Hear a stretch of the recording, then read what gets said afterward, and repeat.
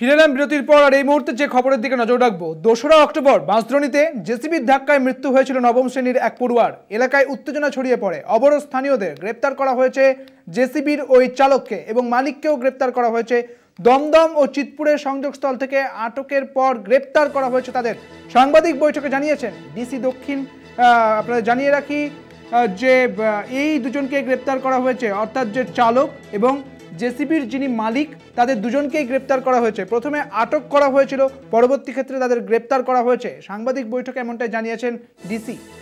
দমদম এবং চিতপুরের সংযোগস্থল থেকে আটক করা হয়েছে তাদের প্রথমে এবং তারপরে তাদের গ্রেপ্তার করা হয়েছে, অর্থাৎ ওই জেসিবির চালক এবং তার মালিককেও গ্রেপ্তার করা হয়েছে। বিষয় বিস্তারিত বলতে পারবেন, আমাদের সঙ্গে রয়েছেন আমাদের প্রতিনিধি সুব্রজিৎ চক্রবর্তী। সুব্রজিৎ, যেটা জানা যাচ্ছে যে চালক এবং মালিক দুজনকেই গ্রেপ্তার করা হয়েছে, এখন কি আপডেট রয়েছে? একেবারে সাংবাদিক বৈঠকে ডিসি এসএসডি বিদিশা কালিতা দাশগুপ্ত তিনি যেটা জানান যে গত 2রা অক্টোবর বাঁশদ্রোণী থানা এলাকায় দিনেশনগরে যে জেসিবির ধাক্কায় এক পড়ুয়ার মৃত্যু হয় এবং সেই পড়ুয়া তখন কোচিং সেন্টারে যাচ্ছিল, সেই সময় কিন্তু জেসিবির ধাক্কায় তার মৃত্যু হয়। পুলিশ মামলা রুজু করে এবং তারপরেই কিন্তু পুলিশ প্রথম প্রাথমিক পর্যায়ে কিন্তু জেসিবির যিনি গাড়ির চালক ছিলেন, জেসিবির চালক, তাকে কিন্তু তার উদ্দেশ্যে খোঁজ শুরু করে। তিনি তৎক্ষণাৎ কিন্তু সেখান থেকে পালিয়ে গিয়েছিলেন এবং পুলিশ কিন্তু গোপন সূত্রে খবর পেয়ে গতকাল দমদম এবং চিতপুরের যে সংযোগস্থল সেখান থেকে কিন্তু জেসিবির মালিক এবং জেসিবির যিনি চালক ছিলেন দুইজনকেই কিন্তু আটক করেন এবং যেটা জানা যাচ্ছে গাড়ির চালকের নাম শম্ভু রাম, মালিকের নাম বিশ্বকর্মা শর্মা।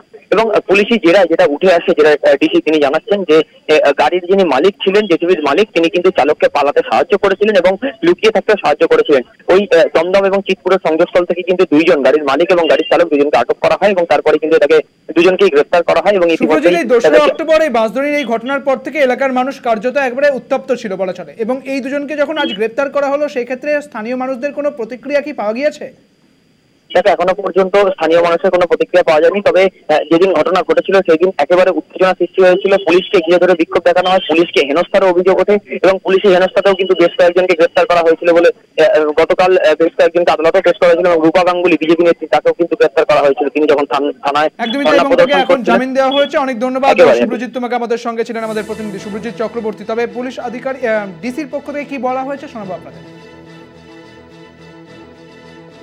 থানাতে 105 বিএনএস ধারার আন্ডারে কেস রেকর্ড হয়।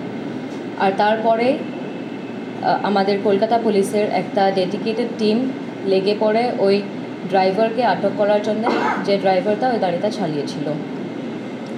গতকাল আমরা একটা লিড পাই যে রিগার্ডিং দ্য ড্রাইভার। তারপরে দমদম আর চিতপুরের একটু বর্ডারিং এরিয়া থেকে দুজনকে আটক করা হয়।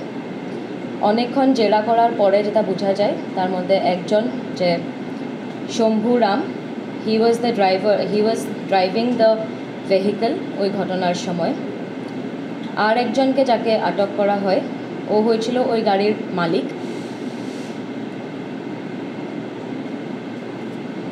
যেটা অনেকক্ষণ জেরা করার পরে যেটা বোঝা যায় যে ওই মালিকই ওকে সাহায্য করেছিল ওখান থেকে সঙ্গে সঙ্গে পালিয়ে যেতে আর ওকে মানে লুকিয়ে রাখতে। ওই মালিকের একটু ভূমিকা আমরা পেয়েছি। তো ওই দুজনকেই এই কেসে অ্যারেস্ট করা হয়েছে।